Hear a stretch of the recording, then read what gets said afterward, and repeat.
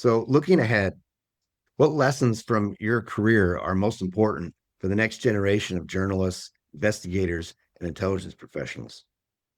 Some of it has to do with some of the things I've discussed. I discussed both science-ism and access journalism. And I think those are crucial issues that journalists should resist, and that the first priority is to get the truth out to the American people. It's not to be fair to liars.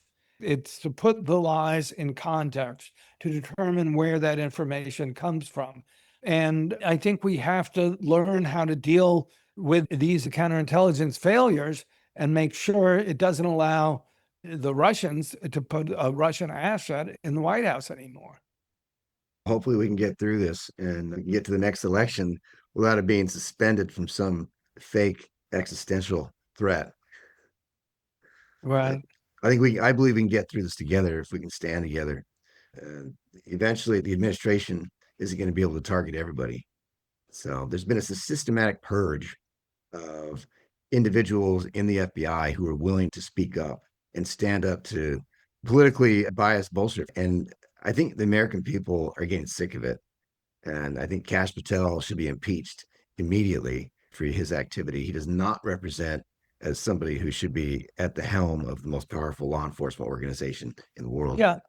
Let me ask you a question, which is there were 4 years there where the Democrats held power and Biden was president. Why did the FBI not, during those 4 years, why did it not correct course and bear down on this? Had it already been deeply infiltrated, or what happened as far as you can tell? I believe there are a lot of recruitments in place, and a lot of individuals who went into management who were ideologically sympathetic to what happened to be goals and objectives of MAGA fascism, goals and objectives of the Russian intelligence service. It only takes two or more managers in the to cause massive effect in the way that intelligence is collected and the way that it's reported. And I believe that's what happened. If individuals in position, key positions in the FBI, are allowed, their bias is allowed to affect the way intelligence is reported, that needs to be called out. And that's what I did. So instead of the inspection division sending a team to investigate these allegations of bias affecting intelligence collection, they investigated me. So But you spoke out while Biden was president. Is that correct? that's correct. And so that seems to me a perfect time to clean things up, Yeah. but it didn't happen. Did not happen because we have these sort of deep state would be good. This is the real deep state is you have individuals in there who are ideologically sympathetic and they might be in that career for 20 years, 30 years, and you got presidential administrations coming and going. And so, yeah, these types of things can happen under an administration Right. that's of the opposite political ideology. And who was Merrick Garland was Attorney General during this period, and famously, the prosecution of Trump didn't start until late. Was he making any efforts to clean up the FBI or not? Are you asking Garland or Kash Patel or who? No, I mean, when Merrick Garland was Attorney General, was there any effort to clean up the FBI and get up what you call the real deep state to get The only real effort I recall seeing is the Crossfire Hurricane after action investigation, where there's a lot of finger pointing where mistakes, whether it be honest or subversive, I think a lot of them were honest mistakes, were made pursuant to investigating Trump in the early days of the Russia collusion investigation. And I haven't seen hardly any efforts to increase internal affairs and inspection division investigations. Instead of investigating allegations of corrupt managers, they instead, the internal affairs, have reflexively investigated the whistleblowers themselves. For example, I blew the whistle on biased managers using their roles to affect the way the intelligence was collected and reported. They didn't interview me a single time. After raiding my house and arresting me in a false affidavit, I still have not been interviewed a single time by the FBI.